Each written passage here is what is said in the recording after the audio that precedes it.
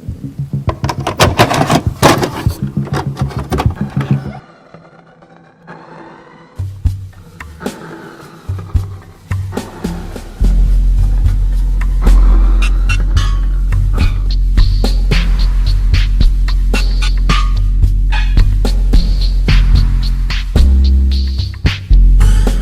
and gentlemen, we're going to be talking about The Rip, a highly anticipated film that my fans want me to review. And yeah, we're going to be talking about it. The Rip is a 2026 American action thriller film written and directed by Joe Carnahan. After the sudden death of a police officer during an unknown hit that would soon be under investigation, other officers who was close to this police officer soon discovers $20 million in cartel cash in a derelict house. When this happens, it leaves everything that the police team has built their bonds to this point of trust to be at risk, with preservation into sharp and dangerous focus of loyalty being in the balance. Trust you right now, and that's a problem. You should just take whatever money you want and walk away before this goes really bad for all of us.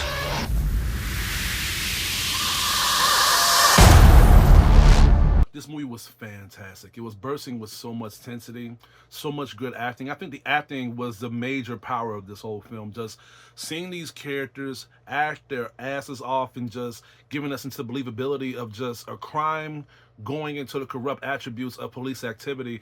Everybody done a damn good job. And this is the reason why I love this film, and I think you guys should check it out too, because this film was praised on social media platforms. It was even talked about on even like social networks as well when it came to like people bringing it up on podcasts and stuff. And I was even hearing about it in person. So I was like, you know what? I'm still not going to watch it. But people was talking to me in my channel telling me to watch it. I watched it and I don't regret it. I actually regret like not listening to people. But damn, like The Rip, I watched it 3 times already. I watched it 3 times already. I was trying not to say it, but yeah, this movie is that damn good. The movie picks up at a very, very fast pace, actually. Like, the movie shows, like, the officer that gets Lily killed. Well, murdered, quote by Teyana Taylor, and she was right. And when this happens, you know, like, they're getting interrogated by the feds. Like, each of the characters that's going to lead us into this project. I'm talking about Ben Affleck, Matt Damon, Teyana Taylor, Steven Yeun, they all getting interrogated because each of them share different relationships to this police officer that was murdered. And it shows character variation. It shows character pacing, and above all, it shows a bond between all of them as they're being questioned. Even though it happened quickly, we know more about them as the whole project continues, but I thought that was a good narrative for us to be introduced to these characters as us being like, you know what, who are they? What their relations are, what they're gonna do, and how they're gonna do it. And all of them has done a very, very damn good job. Like, they showed us the great sides of them, of just them trying to figure out what happened to this police officer. Each of them had their narrative of just why they want to like investigate this, and they also had a reason why they was being interrogated as well as suspects. This was actually the beauty of this film too, is the fact that they give us enough of us to get the project forward by showing us the great side of them. Each of them liked this police officer that was killed. Some of them actually had a relationship. I don't want to spoil it, but some of them had a deeper bond with this police officer to the point where it really felt like a gravitational like relation. Like, you know what? Like, if this happened to this person, why am I being questioned? Like, why do they think that the police officers is the bad guys? We find out as the story continues, and when the story continues, when we begin to see them beginning to take the law in their own hands and they try to investigate this derelict house and they find this money, that's when the goodness of these characters begins to show a little dark side. But it begins to make sense because we begin to see why they've been acting this way, what they've been hiding, how they really feel towards each other, and how they are connected to the police officer that was murdered. And it led to a lot of good tense communication, like a lot of good talking scenes, a lot of good like scenes where you don't know who to root for, who to trust. I might have to tell you guys, like, when it comes to films like this, you want to root for these characters, but when it gets deeper to the point where they begin to express certain unusual behavior, crazy activity, and above all, just betraying people around them, you don't want to like them anymore. But when you want to like them is when you try to understand them. And this is when I was beginning to like the film a lot, is because when they find this $20 million, they like their whole personal gain of police officer activity begins to act suspect. And it's like, you know what? you know, like, we have to do the right thing, but do we need to take the money back? Like, do we need to take all of it back? Like a couple dollars should not be a bad idea. If they're not mixing the money. They did, like, you know, it's just they each of them have their own ways of just suspicion. But what really led me into like really like this film a lot is just how they was like negotiating with each other, just common sense. Ben Affleck was arguing with Matt Damon. Steven Yeun was arguing with everybody. Teyana Taylor was arguing with the suspect, and the person that was owning the derelict house, and it was crazy. Like, I did not know who to root for. Like, it led me in shambles. It was like, you know what, dude? This is a movie.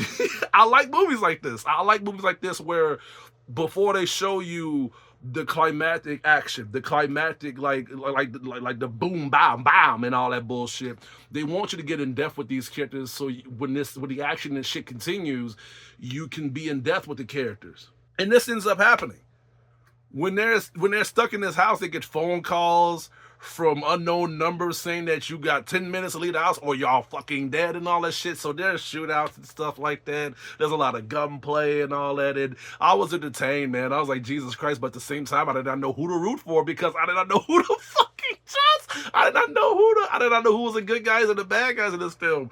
And the way how they executed these sceneries of like action was well done as well. Especially when it came to like the ending, when everything was explained with these characters of just what really happened, who was trying to get the money, who killed the police officer. It shocked me. I thought I had everything figured out because they kind of like lay like you. I hate when movies do this when they have like a path, right, to let you think that maybe it could be this person. When you're getting closer to the path, it's like maybe it's this person.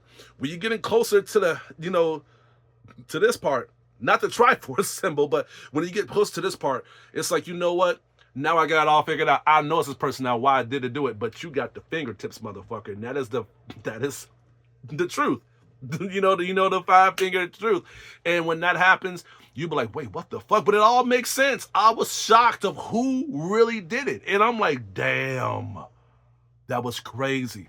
It reintroduced to a badass action scene, and the way how they was able to execute the ending with these characters and in their final conclusion, it all made sense to me, and I thought it was beautiful and well done. But does that mean that this movie is perfect? Does that mean that The Rip is a perfect movie to watch? Fuck no. This movie is not perfect. Listen, I praise a lot about the pacing, the execution, the character dialogue, the character development and relating to the characters, but that's one thing that's lacking, is relating to these characters.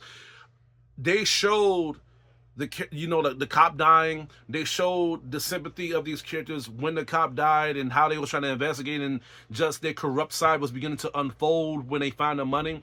I feel like they should have gave us more pacing with these characters before all this shit happened. With the dead cop before she died, her relation with everybody else before things went AWOL. They should have gave us at least 30 or an hour, 30 minutes to an hour of just slow pacing with these characters. Have them go out or something like that. Do a couple of police activity, like do some patrols and some shit before this shit went bad, And I really can't fault Joe Carnahan for this, and even Ben Affleck, because even Ben Affleck said this on his interview with Joe Rogan, that Netflix is losing viewership because people are being bored.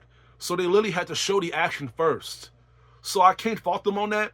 And if that's the truth, fuck you, Netflix, for doing this shit. But overall, don't let this throw away from the overall package of The Rip. This movie is damn good. I have not seen a great movie like this in a long while when it comes to police and crime activity. I was hooked from start to finish. It depends on what y'all ratio is. Like, it's subjective. Like, when y'all want to watch, good crime thriller films, there's a lot of them out there, but when it comes to crime thriller films, in my opinion, it's always about the realistic actions of police officers as well. It's not always about the civilians or the criminals. What about the cops? Are these motherfuckers as good as they say they are? You will find it out by watching The Rip. The Rip is great. The Rip is beautiful. And that's all I gotta say. I'm gonna have to give The Rip an A. Well, y'all, that's all I have to say for today. Please stay tuned for upcoming reviews and videos headed your way. This is your TCT signing out. Hope you all have a good